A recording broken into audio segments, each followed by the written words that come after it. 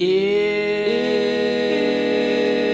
the Bible's got you tied in knots, if you're burdened with religious thoughts, come grab a drink and join the choir. It's Heretic Happy Hour. Welcome, everyone, to yet another edition of the Heretic Happy Hour podcast. We have an amazing podcast for you guys this time around. Of course, they're always amazing, but this one is even more amazing because we're going to be joined by a special co-host, but more about that in a minute. Anyway, let's introduce each other or ourselves. I'm Keith Giles. I'm the author of Jesus Untangled, Crucifying Our Politics to Pledge Allegiance to the Lamb. And my co-hosts are Matt and Jamal. So guys, hey, say hi and introduce yourselves. Hi, my name is Jamal Javanji. I'm author of Free to Love, and it's a pleasure to be with you. And I'm Matt Distefano, author of From the Blood of Abel on Quoir Publishing, and two other books, and one coming out shortly in the next couple months. And I'm super excited about that. Oh, you fucker. We got to start off this podcast right. Before we get into this, let's get a word from the sponsor. As always, it's Unfundamentalist, which is a group blog focused on following Jesus' commandments to love God and neighbor. And they are dedicated to opposing the toxic, I can't talk today, power-mongering, fear-inflaming nonsense that is inherent in economic, political, societal, and religious fundamentalism.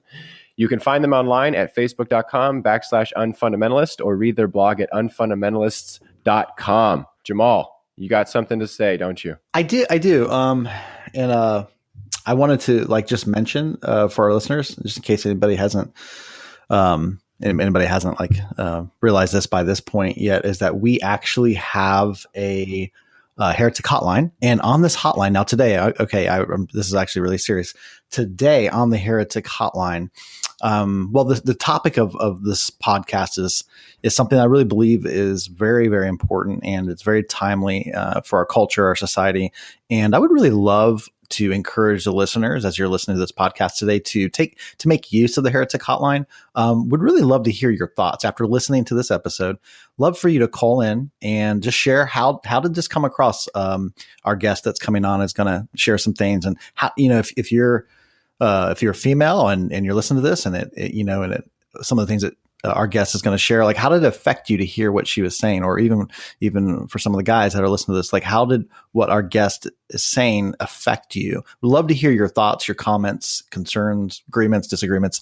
But I really, really would love to get your perspective on this. We'd love to talk about it in future episodes. So after listening to this episode, give the Heretic hotline a call or text with your thoughts. Would really, really be interested in hearing what you guys have to say about this topic. So the number is, dang it, it's not in front of me. Can someone help me with this? It's not. Come on, you don't have it memorized by now? I mean, come on. And I thought I was the pothead. Come on, it's 2403 Heresy. 2403. That's right. You had one job, man. One job. Damn it. I appreciate it, man. Thank you. Well, this is going off smashingly. Should we get to the Heretic of the Week? It's the Heretic of the Week. Hi, I'm Jory Micah, and I am a heretic. Hi, Jory. Hi, guys. Hey, welcome to the Heretic Happy Hour. So excited to have you on.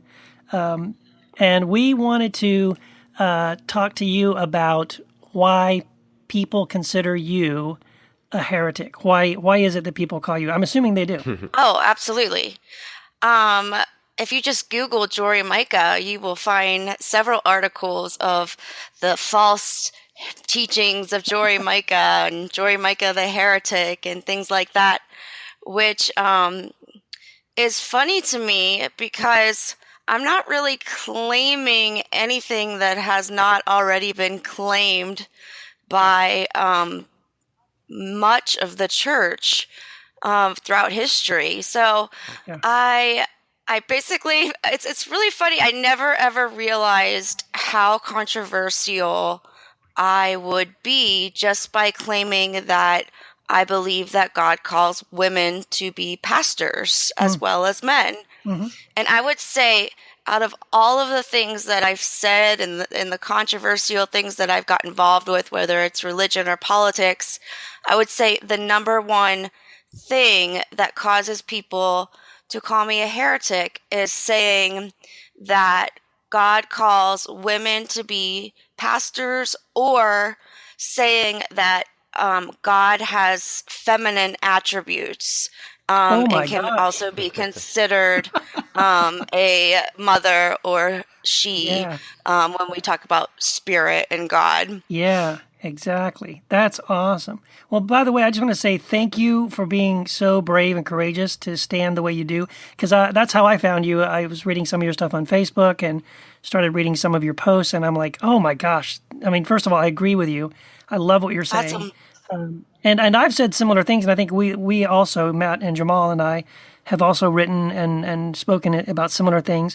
And it means something, I think, when a man will stand up for a woman and say that. But Oh, yeah. do you think it's harder for you as a woman? I mean, do you feel like you get attacked more, or people just don't take you seriously? Oh, yeah, definitely. I think that, I think women in general definitely get attacked more, and even very gender specific Hmm. stereotypical language is used when attacking me. So I'll be called names like Jezebel and things like that. And a lot of women writers, Christian women writers, that is, especially ones who stick up for gender equality in the church, and women pastors and women leaders, and women being equal partners in their marriages and things like that, Hmm. are often called similar names, whether it be Jezebel or, things that are just very gender specific. And the attacks are often try to make me feel stupid or small, or Hmm. that that my voice is not that important. And a lot of times I will claim, that I'll share with people my credentials, which is I have a master's in biblical studies, from a reputable seminary. And I never say that to be prideful or arrogant, but just to show people that, I'm not stupid, that I have some credentials to talk about these things.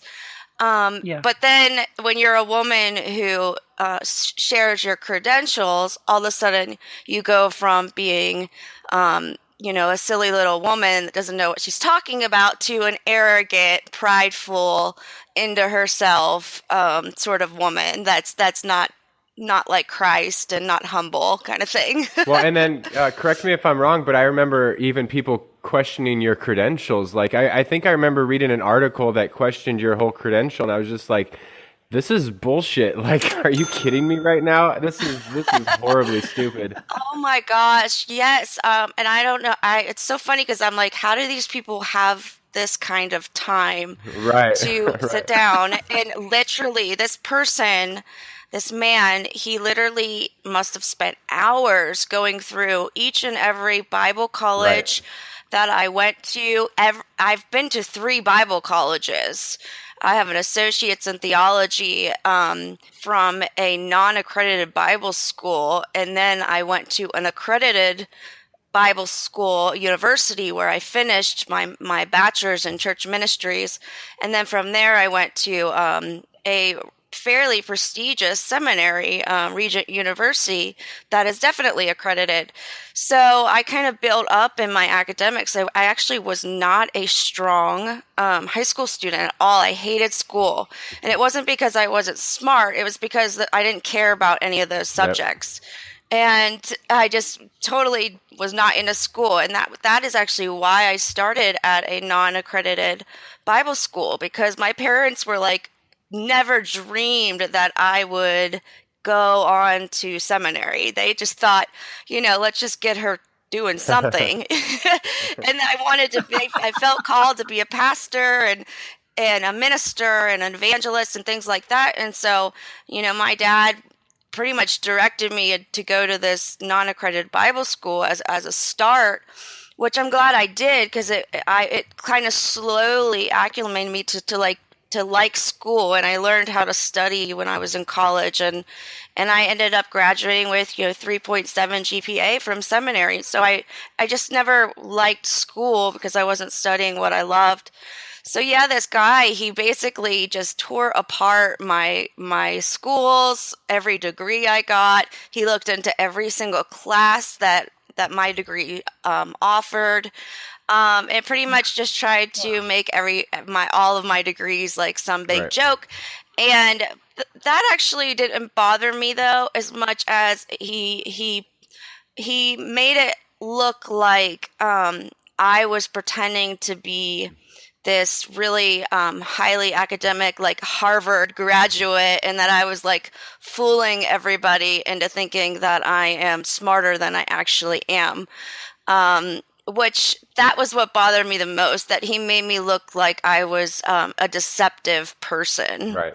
Well, Jory, this is Jamal here, by the way. Thank you for sharing all of that.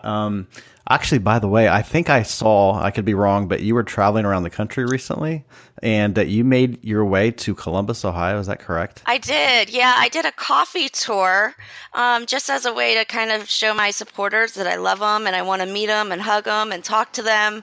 So my husband and I stopped at probably at least 10 different cities all around the country.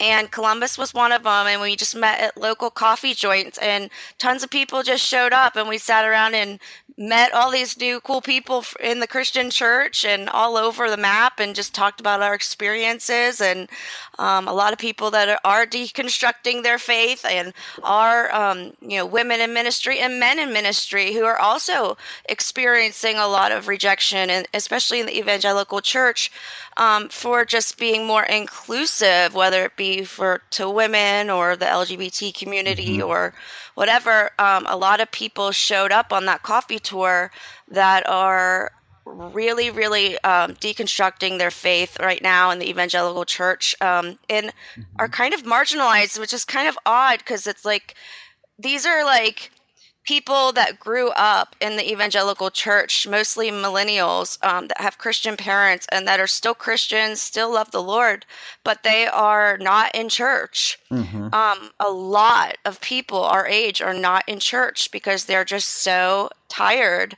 of all of the bullcrap. You can say bullshit on here if you want. All right, the bullshit. There you go. Tired of the Hey. bullshit. Yeah. You want to. Yeah. Well, That's right. Well, when I saw you coming through Columbus, I was just really excited about that because that's where I'm from. I'm a huge Buckeye fan. So anyway, but I wanted to ask you this about specifically about the divine feminine, because a few years ago I started to notice something going on in me. Like I started to, again, I come from I come from a Muslim background, but then eventually became evangelical Christian as a young adult. Sure. And then, obviously it's God as Father, Jesus is a man. It's all of these male, very masculine, God as he. You always say God. You always use the personal pronoun of he when referring to God. And like a few years ago, I just started personally experiencing like a change in my own, I don't know, just the way I started to relate within the Christ in me, so to speak, felt more like a woman. And I know that sounds crazy to some people, but like, honestly, that, because I'm a man, but I was like starting to understand that God is feminine just in the nature of what I was experiencing. Sure. I started to understand God more in the motherly sense. Even some of the affections I've had for other people seemed very motherly as opposed to fatherly in my relationships. It was it just kind of blew my paradigms. And I've recently just begun to even say she, when I'm referring to God. Actually, God seems to be more like she these days. I obviously understand that, God, male and female both are created in the image of God. But to me, in these days, the feminine aspect has been emphasized in a very unique way. And I'm just curious how that happened. Like, obviously you're a woman, but like so many women that I talk to about this really push back very hard against that, and I'm just shocked about that. So I just would like to know from you as a woman, how did this process begin for you? Sure. Well, I don't know. I mean, I guess for me, I probably felt a lot like I'm exactly like my dad, which is scary in a lot of ways, but also really cool in a lot of ways too. But as I've grown up, I've become, so much like my father, and genetically, and interest in our weaknesses and our strengths, everything. And so I guess that I have always been my gifts and my personality strengths and things like that have always been considered more stereotypically masculine. Because I've always been kind of a strong leader. I've always been very courageous and bold, and always going up against the boys and everything. Never afraid of anything. So in that way, I was more like a a guy in what society says boys and men are supposed to be like.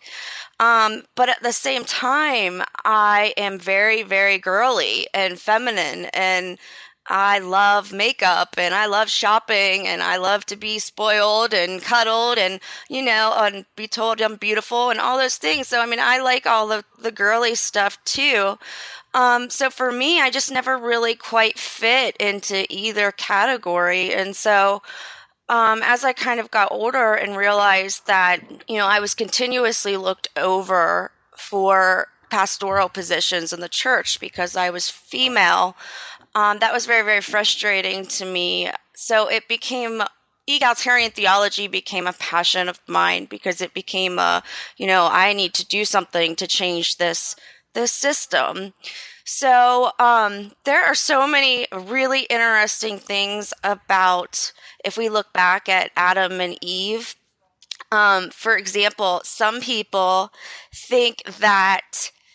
scholars think that Eve was literally inside of Adam when they were in the garden before she was taken out of his rib and created as a second person. Some scholars believe that she was actually already in Adam. So Adam was actually a he, she, and some scholars even go as far as saying that Adam may have had both sexual organs and may have been able to reproduce even if Eve was never taken out of Adam. But Adam was lonely that way, and which is why Eve was taken out of Adam as literally his other half.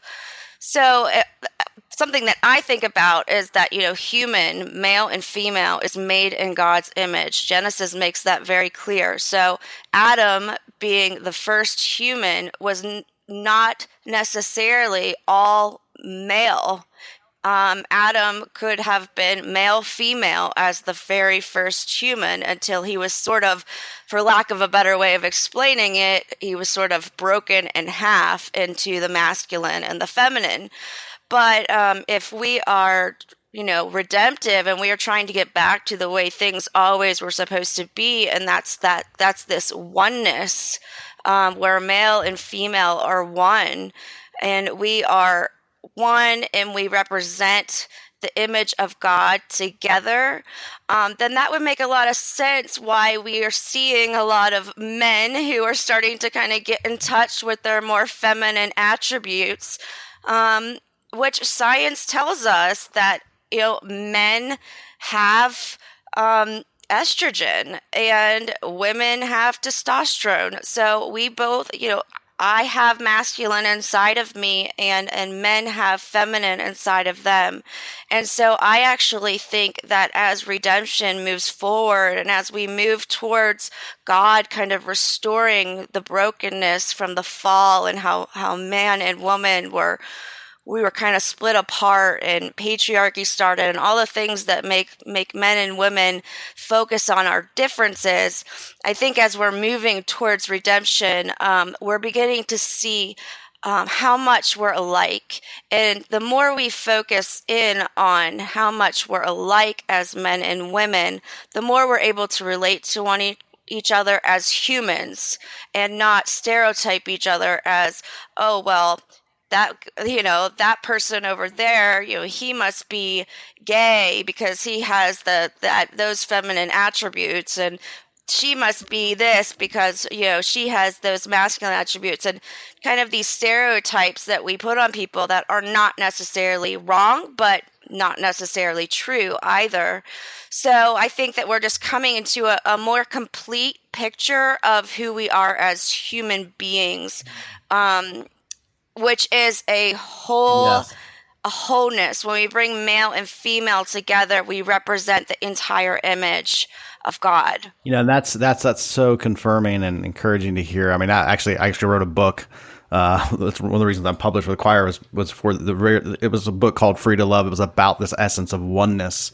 That's even possible relationally speaking, bringing male and female together. And I think it was really radical when Jesus asked his followers to be one, and yet they were cross-gender, different ethnicities, and obviously, and they weren't married to each other. So just a very radically, just broke all the paradigms. So thank you for that. I guess a question I have, maybe a little different direction here on that is, I think you probably have talked about this, but it's really interesting to me in these days in which we're seeing so much.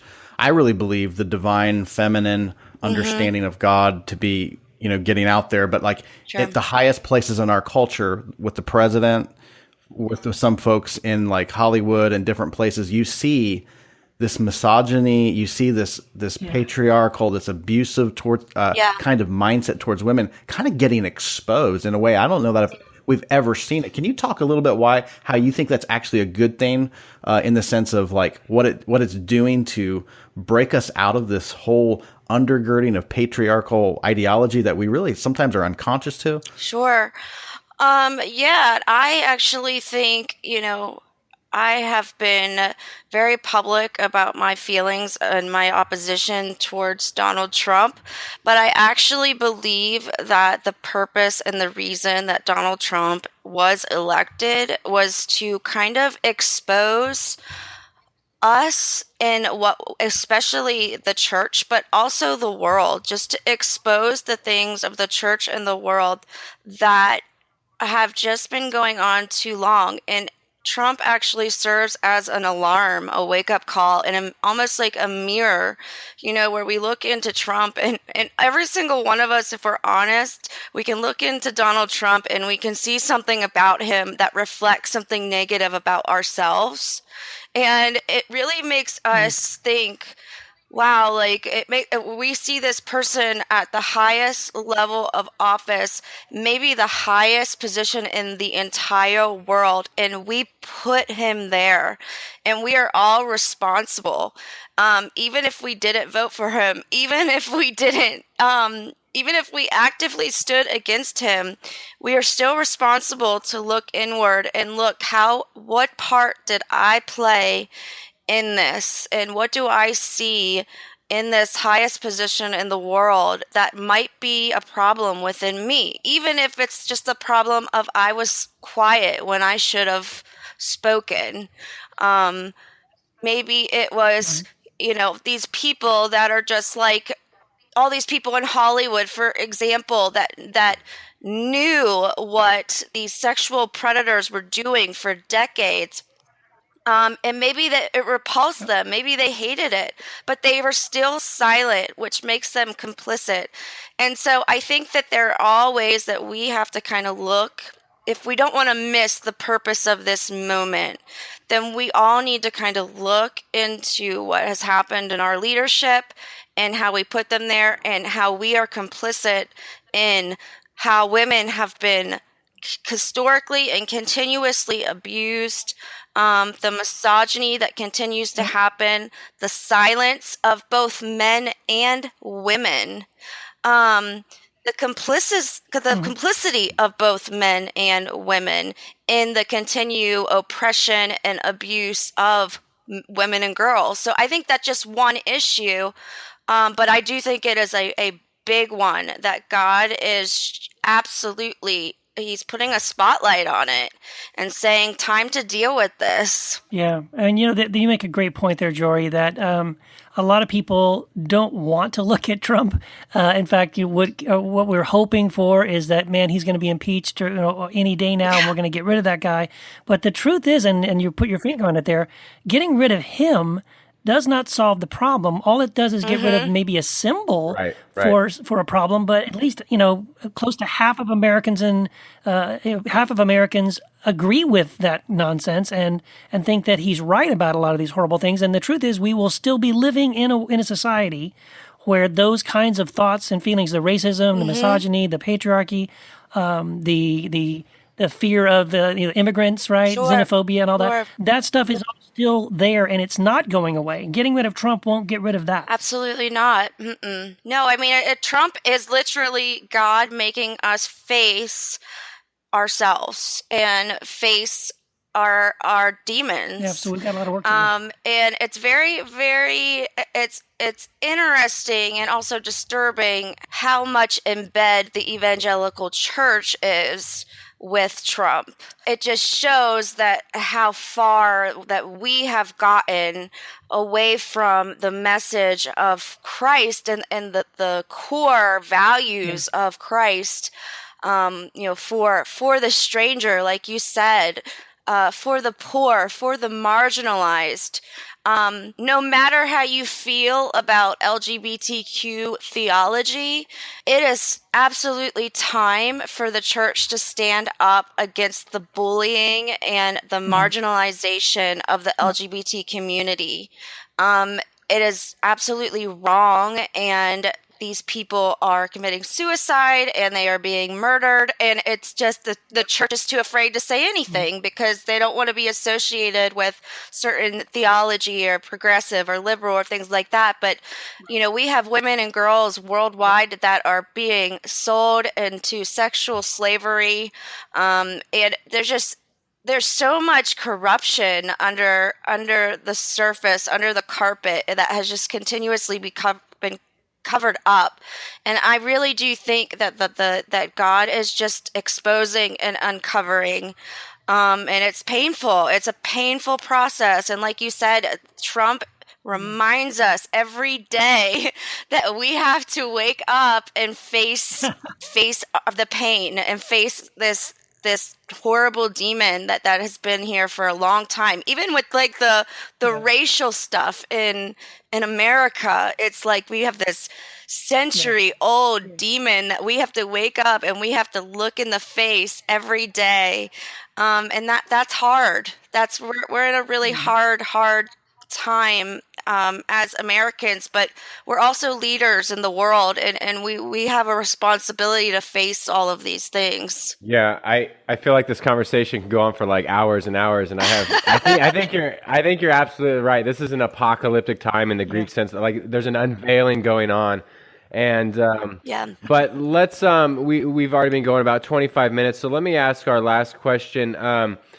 I know you've got certain things going on and different projects. What's a couple of things you're excited about and projects that you're working on?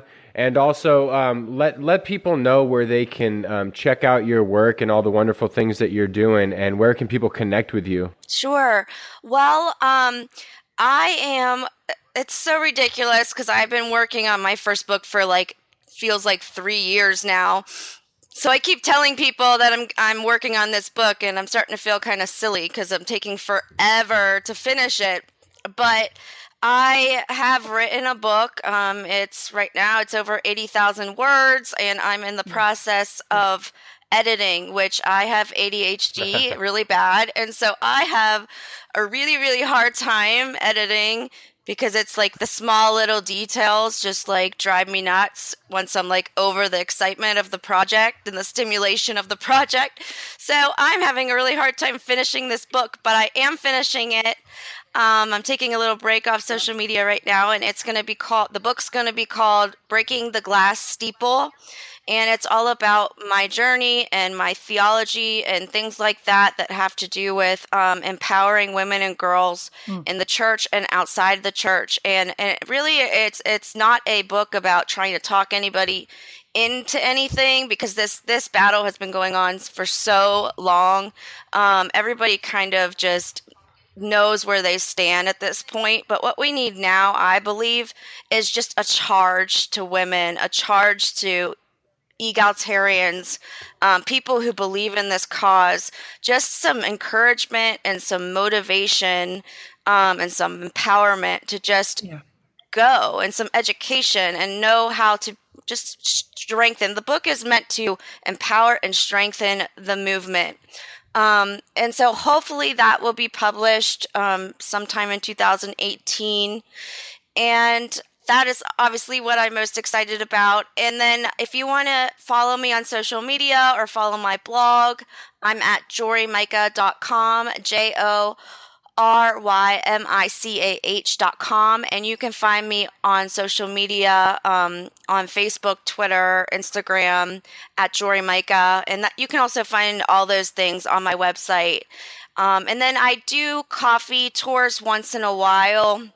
So you can find that on my website as well, where I just kind of go and I let my following know where I'm going to be, whether it's a coffee shop in, New York City or Los Angeles or Washington, D.C. I'll let people know, a week ahead, and anybody who wants to can show up and hang out. That's great. Awesome. Jory, it is so great to have you on the podcast. We should have you come back again and do a longer segment, because there was a whole lot of stuff I think would be really cool to unpack. But you definitely got us thinking, and want to follow more of what you're doing at jorymicah.com.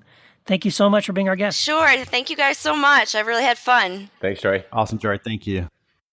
Well, we are excited to have a very special guest host with us today, and that is Amanda Iosa. And the reason why is that we have also a really great topic that we needed some help with here, and the topic is gender wars. So what we would like to do in the next, 30 minutes or so, half hour or so left in our podcast, we want to talk about things like patriarchy, misogyny, and the way women have been oppressed in the church. And at the end of this 30 minutes, we're going to really resolve this whole conflict. And we're going to be able to just move forward from here, I think. So, Amanda, welcome to the podcast, and tell us a little bit about yourself. Hey, hi, guys. Thanks for having me. I'm excited to be here today. And I don't know, this controversial hot topic, so we'll see what happens. There is a war indeed. Yeah. But yeah, I'm Amanda Iosa, and I'm actually soon to be published with Quoir. I'm part of a awesome collaboration. We're working on the first children's book that's going to be published through Quoir. So I helped with that story and doing the illustration. So getting all the images going for that now. So that's going to be coming soon this year. Excited about that. Very cool. Awesome. I also just sort of the whole gender issue stuff is something I'm pretty passionate about. I've got a background in anthropology. And I went to an all-women's school, so I guess that makes me a feminist, like, automatically or something. So, but yeah, just had a lot of thoughts on the subject, and excited to be here to fight it out with you guys. Oh, yeah. Yeah. Well, and I wanted to just say we are all three of us are super excited to have you on this podcast, and we've been looking forward to doing this for a long time. So thank you. I just wanted to start off with a confession. As I was thinking about this topic, I was realizing I am a recovering misogynist, and I was raised by misogynists. And I grew up, it's kind of like the fish who doesn't know what water is. I just grew up in this world, kind of this John Wayne ethic of, the man was the tough guy who never showed any emotion, and the woman was the one making the sandwich in the kitchen, and, making sure the house was clean, the food was hot when he came home, and all that stuff. And, it's actually just taken me a long time, like I think a lot of guys, to wake up to the fact that isn't normal, that isn't cool. And certainly as someone who's following Christ, that isn't part of the deal. We shouldn't be like that. And so anyway, just as someone who is trying to unlearn a whole lot of things, become aware of things like patriarchy in the church, some pretty serious patriarchy in the church, and misogyny and that kind of stuff. So let's talk about specifically just the problem. What is patriarchy? How does it manifest? Where does it come from? Let's kind of jump into that. Yeah, for sure. Well, thanks for your confession, Keith. You're like one of the few to be really open about that, I think. So, but I mean, I think that's like ingrained in everybody to a degree. So it's the stuff that's, you just never realize that it's something that isn't right, So, but I appreciate that. Yeah. And no hard feelings on my end for sure. So, yeah, well, I mean, it's also something where, it isn't just the men who are raised in this world. You know what I mean? Like, I think women are conditioned as well to absolutely. This is the way you play the game. And if you go outside of these expected norms, then you are a Jezebel, or you're rebellious, or you're whatever. You get labeled. In other words, there's all these things. And we just listened to this interview with Jory Micah, where Jory talked about how she herself had experienced and is still experiencing a lot of this kind of stuff. And it's very depressing. Absolutely. Yeah. Yeah. So, I mean, let's talk a little bit about Scripture. Like, how does Scripture reinforce patriarchy in the church? Amanda, do you want to take that? Oh, it's just I want to hear your take too, guys, but just from my experience, for one, probably the biggest thing is just how much, and I know it was discussed in the interview with Jory as well, but, how much, God's only portrayed as a he. And, and especially when you add church culture to that, where, generally speaking across the board, there are exceptions, but, all the leadership's men, and, women are really, pushed to the side, or, subjugated and put in lower, just a lower place. It's like, for myself, I never really struggled with it, but I wonder how women as a whole, how do they feel like, well, are they made in the image of God? How do they express God? Are they even a part of God? Because, it's just God is described as exclusively male so much. There are a couple tiny places in Scripture where you might get something different, but it's, that's been pushed so hard. It's like, where does that leave women with their own identity in terms of, well, who am I in Christ? Who am I in God? So, that's probably the biggest overarching one there, but, that really sticks out to me, or I think would have the most impact. But I don't know. What are your thoughts, guys? Well, Amanda, this is Jamal, by the way. Good to talk with you on here. Yes, you too. Yeah. I have a question for you, and this question would be, when you refer to God, do you refer to God as she? Do you ever talk to God as a woman, in the feminine, like her or she? Do you use those pronouns? If so, like, when did that begin for you? If not, why do you think you haven't? Oh, good question. That's actually really just been more recent for me, maybe the last year or two. And it's funny, it's not all the time. It's like because I know we have the idea that, God is multiple people in a way, so, but it's sort of like, well, who am I talking to right now? Or even just the feeling that I might have in my communication or communion with God at the time is, am I getting more of a fatherly vibe or a motherly vibe or what have you? But it's, I used to just go with he all the time just because that was normal. And it wasn't that I was saying, oh, well, God clearly doesn't have any feminine attributes, but it just, it's the way it's done, and I just went with it and didn't really think anything of it.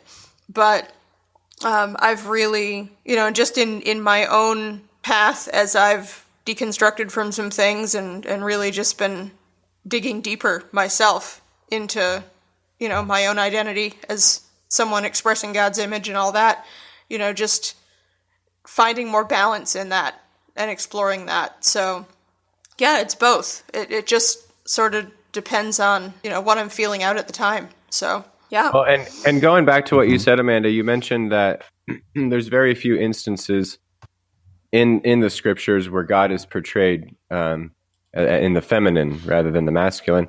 But yeah, if we could touch on that, if we just go to Genesis 1, and when it talks about man and woman, male and female, that's the image of God that we're made in, male and female. So right off the bat, if you want to read the Bible just from front cover to back cover, in the first chapter of the thing, God's image is both. And of course, when we for sure, but I thought, yeah, I thought most people think that it starts in chapter 3 though. So you know, but, yeah, that's right. I mean, that's where we talk. Our jumping off point. I think we mentioned it in the last podcast that we tend to jump off with original sin, right? That's where we jump off as Christians. We're sinners. That's where chapter 3, we start right there. But it's like, no, we're made in the image and likeness of God. And when I say we, male, female, male, female, and I would say non-binary, because this male, female thing is not, I mean, masculine, feminine, I don't think has just one definition. It's just this whole spectrum. So it's just a lot bigger. So what I wanted to emphasize was that, yes, the scriptures do portray God as he more often, but it's not as if it's not there from the start that it's male, female, masculine, feminine, man, woman. It's not just man. And also spirit, from what I understand, in Hebrew is in the feminine, and in Greek it's neutered. So for sure, yeah.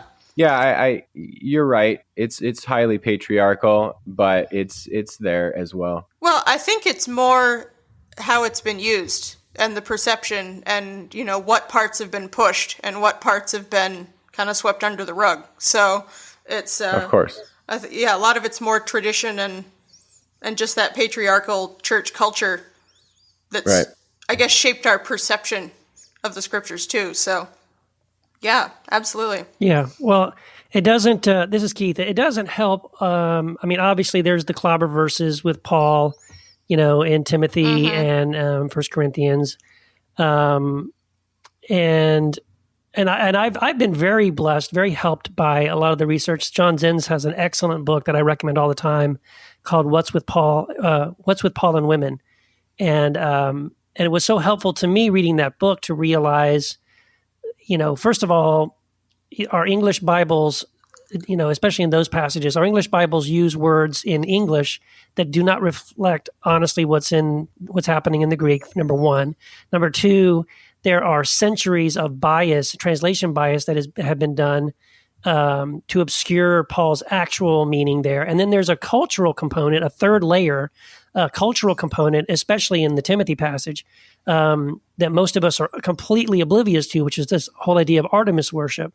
That when you understand what was going on in Ephesus, which is where Timothy was when Paul wrote the letter, and you understand Artemis worship and the components of Artemis worship, then it makes, not only does it make sense of what Paul is saying, seemingly about all women, when really the passage is about a woman, but also about the Artemis worship being about like how women would adorn their hair with all these things, and that's why Paul says he wants women to dress modestly. It's specifically in response to Artemis worship, and the reason why women adorned their hair that way was to appeal to Artemis to save their lives and the lives of their babies in childbirth, which makes sense of the verse that it seems so ridiculous and confusing, where Paul says, quote, "and women will be saved in childbirth," which I've heard very good New Testament scholars who are oblivious to that Artemis component. I've heard very smart, very good New Testament scholars explain that verse about women being saved in childbirth as if women having babies has something to do with them being saved. It's so ridiculous. But again, it's the kind of contortions that we do when we're unaware of some of these things. And so, unfortunately, all those things have sort of come together to create and perpetuate this subjugation of women in the church, that women should be silent. And, you know, it's an abomination if a woman speaks in the church, and she should ask her husband at home if she has a question. And I don't permit a woman to teach, and all this nonsense. That's not at all what's really being talked about. And for us to port that into our modern churches is really sad. Well, and if I could jump in first, before I ask Amanda, I want to ask you a question. I did want to plug a book, which is Lucy Pepiot's Women and Worship at Corinth, Paul's Rhetorical Arguments in 1 Corinthians. I think we're really misreading Paul. As Doug Campbell points out in Romans, J. Louis Martin, as he points out in Galatians, and And as Lucy Pepiot points out in 1 Corinthians, that Paul's letters is not always Paul's voice. Exactly. And what I mean by that is that he's using a pretty common Greek rhetorical technique, and we do it all the time. We kind of act out sarcastically often our opponent's views, and then we refute them. That's pretty common practice. That's pretty common on Facebook. That's pretty common when we debate other people, and Paul's doing that. So when Paul is talking about some of these quote unquote anti-woman things in 1 Corinthians, he's actually doing it so he can refute the argument at hand, just like he does in Romans, where some folks from the Jerusalem church are going to say, in order to become a Christian, first you must be circumcised, you must sit at a kosher table, and you must obey the Sabbath. Well, when Paul starts talking about this stuff, he's going to then refute it. He does the same thing in 1 Corinthians. So I think we're really butchering 1 Corinthians, and it's especially ironic that we're then taking Paul's opponent's argument and then making it as if that's Paul's argument. So I just want to plug that book, because I think anyone who's interested in these issues would be really blessed by that book by Lucy Pepiot. But Amanda, I wanted to ask you a question. And I know we wanted to cut this to about 30 minutes, and we're going to solve all the world's problems here in 30 minutes. And we've got about 15 minutes left. So I guess the $1 million question is, how do we start to heal from this? How do we start to be reconciled with one another? How do we end patriarchy in the right way? Or what is there a right way? Or what would your thoughts be on a right way? Yeah, definitely. Oh, big question. 15 minutes. Okay, let's save the world in 15 minutes. All right. That's right. Yeah. The task at hand. Yeah, it's all right. Well, honestly, it's like the thing, and I found it interesting, though I wasn't there for the recording. I have listened to that interview with Jory Micah. It was fantastic. Just really, important and meaty stuff in there. But I found it interesting that she had mentioned, talked about the creation of Adam and Eve in the garden.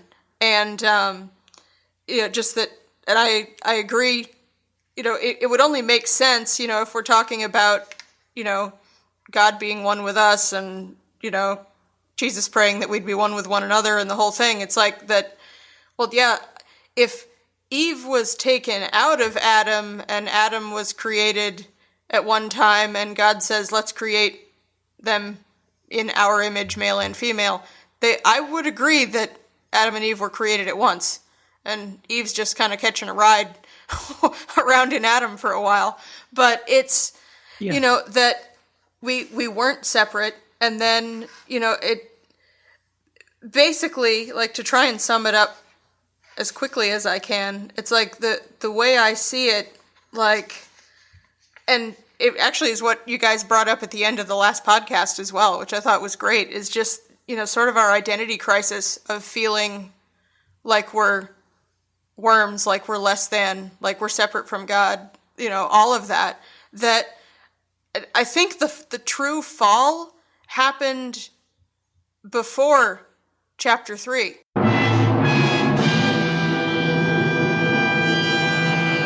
I think it happened the moment Adam's looking around at all these other creatures who all have companions and going, well, why am I here by myself?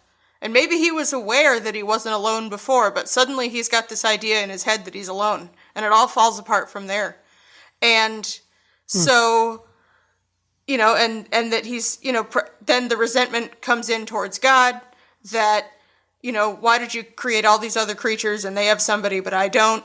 And, he just and I think that's even where the whole satanic element first comes in, is the deception and the accusation and, just this downward spiral of thoughts. And of course, then Adam's miserable. So, God takes Eve out and, okay, here's a person for you. But I feel like when everything happened with, the tree and the fruit and being awakened to the knowledge of good and evil and all that, it's like, in a way, there's like, and it's not about blame at all, but I see that probably started in Adam, and it's something Eve picked up on. And because there's the whole part where, yeah, she takes the fruit, gives it to him, he eats it, but he was there the whole time. It's not like she ran off by her. She didn't run off by herself and go get this and come back and be like, hey, I talked to this snake and he told me this, and here we can eat this and we can be just like God. Where did she get the idea that they weren't like God? So I think it's something that, they collectively came to, but it came out of this sense of broken identity and lack, and that something was wrong. And so it's not even about, oh, you horrible, willful people that, how could you do this and all this, that it was simply a tragedy. It wasn't like it was, the woman disobeying. And, I love how the whole fall of humanity is blamed on women, but, it's like that it's... Yeah, how convenient is that? You see how that works? Totally. But one wasn't thing... my fault. And it leads into the solution, I think, that I find really interesting is if you go back and you're looking at the whole aftermath of that, and, God goes looking for them in the garden, and then you get this whole blame game going on, that... Right. Like, God says to the woman, there will be, basically war or enmity between you and the snake. Not, you and your husband and the snake, just you and the snake. Right. And I just in looking at human nature and, especially when you get to the stereotypical stuff about, men are so just disconnected from their hearts and, women are more emotional and this sort of thing. It's like, in a way, because I think possibly, and again, this is assuming that, everything went down in Genesis, like, it's written, but I don't know, it kind of makes sense. Exactly. It kind of makes sense, though, the way this is playing out, is that if this whole feeling of lack of identity and, just lack in general started in Adam, and Eve maybe wasn't there and totally conscious at the time, even though she was in Adam, like that if Eve wasn't quite as affected by this as Adam was, that there's been this resentment from the beginning that, and then of course she hands him the fruit, so he blames her, and it's just this immediate, split between them. But I find it really interesting that God basically says, okay, woman, the war against all these lies and this deception and this spirit of accusation and all this, you're the one fighting that. And, and obviously, her offspring, which is Christ, but then leads to all of us, we're all going to fight this. But it just, I feel like, and talking about how, and just like Jory said in the interview too, that there are, men and women together express God completely. And just you look at all the patriarchy in the church too, and the whole feminine aspect of God has been so repressed. And, that's been kind of stolen from creation in a way, just the more, loving, nurturing, compassionate, elements that is very much God's heart. But I feel like just the way women naturally are in our own God-given energy, like not the whole, you're woman, you're supposed to be a certain way, get in the kitchen sort of thing, but like that, just the way women naturally express God's nature makes room for reconciliation. It makes room for communication and relationship and healing. And I think and I know women have really reacted strongly to all the patriarchy over the years. It's like just as there's this ingrained patriarchal stuff with men, I think there's an ingrained distrust and almost like quiet hatred of men among women. And that's what's sort of ingrained in us, is just, the other side of the coin, which I understand why it's there. Women have been treated terribly. But if we lay that down and stop, pushing the angry, violent side and acting more like men, then it's like, I think if we find our true selves and live from who, the parts of God that we express so well, I think women actually have not that it's more our responsibility. Men have a lot of work to do, but I think we have a tremendous opportunity as women to come in and help heal that, and to be that redemptive justice. Just the reconciliation, healing, not just this. I know, Matthew, you've talked a lot about just the difference of the different kinds of justice and all that. So I think there's a lot of possibility, and I think women can really, to elevate our role in it, that we have a big and powerful part to play. So yeah, you absolutely do. And I do talk about justice a lot, because we always presuppose, right? We don't always, we generally, more often than not, presuppose retributive justice. And that just, piggybacking on Genesis, that's just not the answer, because retributive justice ends up in a flood. It starts with Abel's voice crying for vengeance, and God's like, no, but it still happens. And then Lamech, he boasts about, killing a kid who slaps him or scratches him, 70 times sevenfold vengeance, and it ends in a flood. And going back to this notion of Genesis 1 and 2 and 3, you mentioned whether this story actually went down this way. I don't think it matters, because the truth of it is what we're talking about here. The truth of it is that hierarchy is the problem. And that's the way the second narrative in Genesis is written. It's hierarchy. It's like, oh, well, we're going to get the helper, but only after Adam names all the all the animals. And then it's like there's no egalitarianism the way this is written. It's very patriarchal.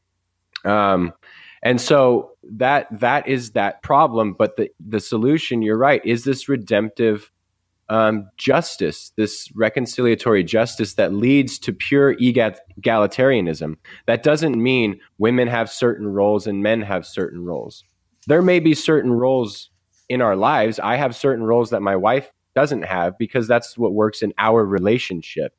But at the bottom line is, we have an egalitarian relationship, to where the roles come about naturally and organically based on our strengths and weaknesses, not necessarily if you're a man or a woman.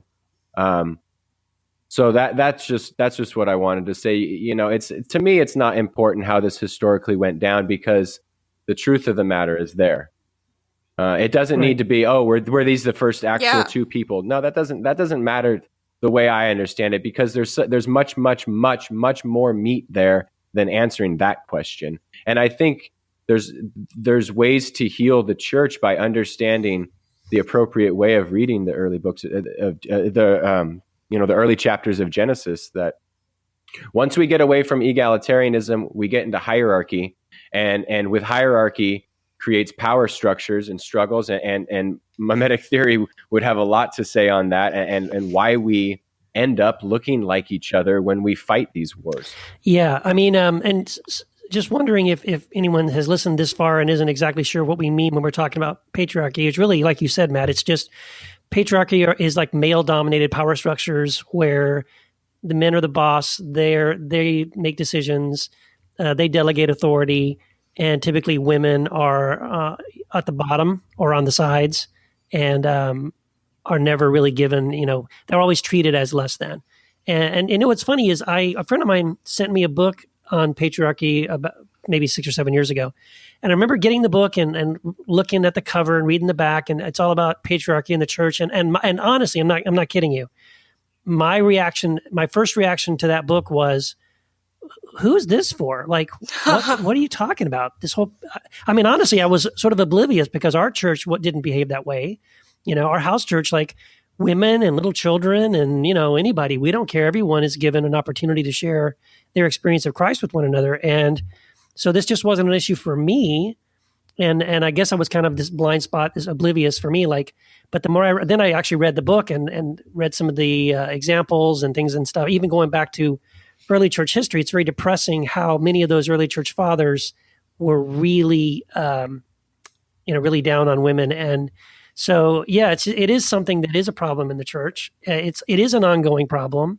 I guess the question we should try to tackle here in the last 2 or 3 minutes, and then we can solve this problem and put it to bed, is what do we do? I mean, how do we respond? I mean, obviously there are patriarchal churches that you and I are not going to fix. We're not going to turn them into, egalitarian churches or anything. So we're in a Christian faith here that does have very strong elements of patriarchy at different levels. How do we navigate that? How can we ourselves not play into that? How can we make it so that, how can men help women, and how can we understand, how to make it better? Like, what do we do here? Yeah, it's a really good thought. That was for you, Amanda. That was for me. Okay. Wow. In a lot of ways, and of course it's not just the church. Of course. It's like culture as a whole has this patriarchal bent, but it's like, you think about it, I mean, here we're like supposed to be the ones that are, showing people what love is, and that's how they're supposed to know that, we belong to Christ. But it's like, it's hard to say. I mean, other than I think one of the biggest things that men can do, just off the top of my head, is to speak up. I mean, especially to set the example just for themselves, choose to live outside of that patriarchy, choose to be awake to it, and notice when, oh, hey, I'm seeing something going on that doesn't seem quite right, or, oh, I just did something that played into the old system, or, and just be aware of it. Yeah. But to call it out and, like, support each other, like, not go around accusing other men and, have it be, an angry thing, but, to speak up and speak up on behalf of women, and just start to, because if people aren't aware that this exists and it's a real problem, then they can't even begin to look at it. So just being very vocal about it, yeah, I think is a really good start, and just speaking up and, have our backs. So, Yeah. Yeah. Amanda. Yeah, I think I really appreciate what you've been sharing. It's been good. It's been really good to, I appreciate the courage you have in being, like not coming at this from a reactionary standpoint, but actually seeing kind of the big picture, like the whole picture. I think for me personally, one of the ways that I've tried to, I don't know that I have felt I needed to correct a problem of patriarchy, although patriarchy is certainly a problem. But I think it's a symptom of something deeper. But I feel like what I always come back to Jesus and his example of, like, I feel like the best way personally to address the problem of patriarchy or misogyny or those kinds of things, for me personally, hasn't been to attack so much that mindset as to demonstrate the goal. Yeah. And I feel like the goal at hand is like, if we're going to truly reflect the character nature of the divine God, then really we need male and female together, operating in flow together, because even each individual person, when we all have masculine and feminine energy within us, so like polarity is, I think, the way the universe operates. So within us, but also within between the genders. And so, like, I feel like it's so important what you're saying is that to correct the abuse isn't to, like, push back in the sense of, because I do see that happening a lot too. Like, men become the enemy. The way that women tend to get their voice. The temptation can be to take the same energy and oppose men, and then we have these gender war. We have the ultimate gender war. So I think that's obviously a problem. So for me personally, I feel like what I want to do, what my desire is to just function in relationship, because I think the ultimate form of bringing the genders together, because that's the goal, is to bring the genders together, not to have one above, or you know what I mean, like not to have men above women or women above men, and not to correct the abuse by using the same kind of energy or consciousness that created it in the first place, so I feel like the best form for me personally has been to allow myself to operate in relationship that with people who like for example, not just for men, but like with women, like to operate, like if I treat a woman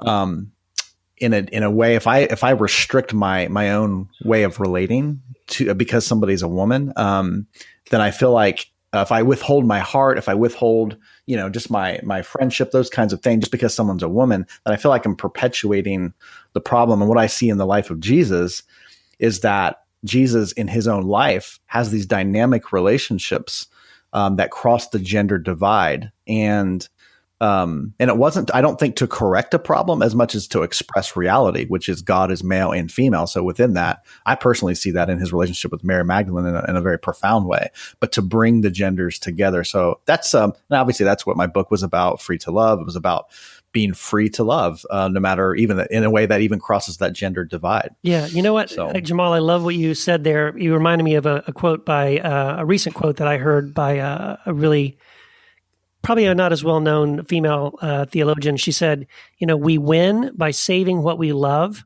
not killing what we hate. Who said? I think it's actually from Star Wars. But that's true.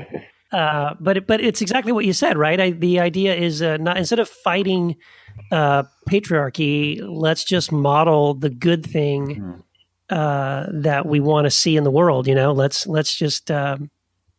model what it looks like to be like Jesus, and to what I love. One of my favorite things that I love is what Jesus does when, the whole thing with Mary and Martha. So Martha's in the kitchen trying to get everything ready for the men, and Mary is sitting at the feet of Jesus. Like, she's in the room with the other male disciples, and literally sitting at the feet of Jesus is the posture of a disciple. Like, right. She is bold enough to take for herself this position, which was not allowed to a woman, to sit at the feet of a rabbi. And that's what Jesus means when he turns to Martha and he says, Mary has chosen something better. And it's such a strong, bold, powerful statement when he says, and what she has chosen, it will not be taken from her. Oh my gosh, man, I get chills when I read that. It's like, yes. Unfortunately, the church is trying to take that from her today. Yeah. But Jesus says it will not be taken from her. Exactly. Right. So, I know. Yeah, Amanda, you and so I, powerful. Yeah. You and I talked about this, I think, and for anyone who's studied up on mimetic theory, for me, it's all about two types of mimesis, or imitating in two types of way. We can be non-consciously imitating each other and fighting these wars, or we can be creatively mimetic. We can have positive mimesis. We can completely change the way we yes. That type of imitation is more conscious, right? When Jesus says, follow me, and then he gives these spaces to women. He's a feminist. He's trying to bring an egalitarian kingdom of God to earth. That's why we consciously and creatively imitate him, and we can break down these power structures in that way. But if we just go in this non-conscious negative mimesis, God, there's so much mimesis and imitation in these gender wars. And I think you made the statement when we were talking on the phone the other day, how mimetic we've been in this, and how we've just been attacking each other with the same exact energy, yes, like Jamal just said. And Amanda, if you want to wrap us up with maybe expounding a little bit on our conversation and some of the things you said, I don't recall them. If you do, that'd be beautiful, because what you were saying in that conversation was amazing with regards to this. Oh, absolutely. Yeah, I think I can remember most of it. But I just think back to, just as an example, like my time in college. I graduated in 2003. It's not like it was way back during the original feminist movement and all that. But, you go to an all-women's college, and there are pieces of that are still left. And it seems to me that rather than women trying to simply, level the playing field and elevate their own position and to find an egalitarian way, we've just been trying to one-up the guys and do it better than them or put them in their place.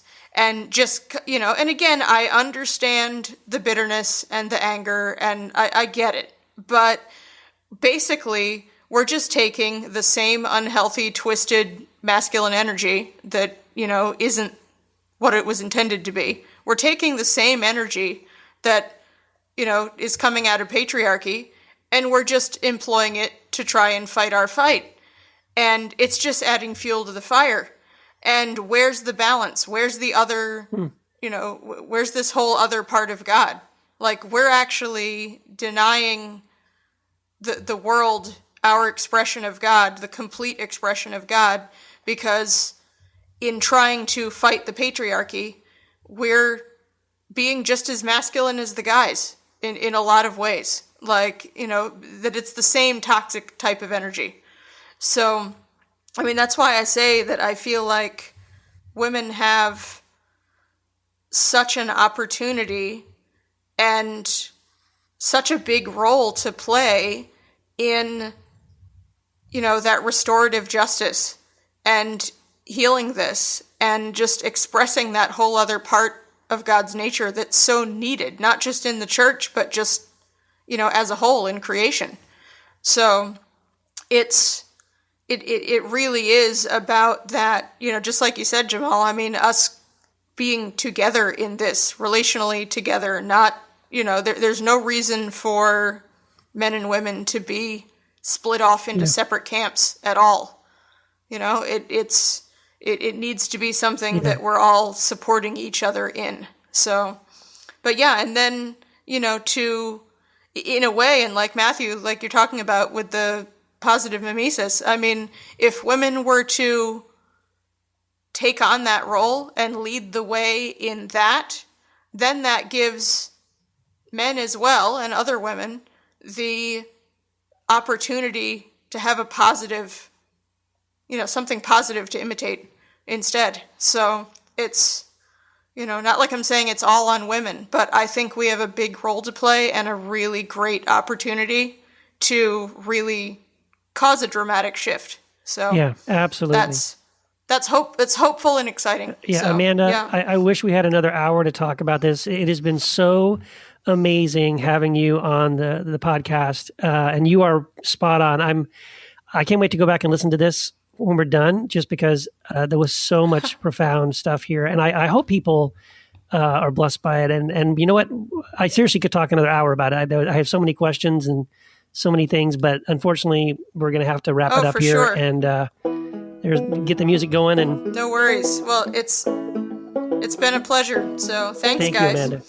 So, but I am getting kind of hungry. So, like, which one of you is gonna go make me a sandwich anyway? So, any volunteers?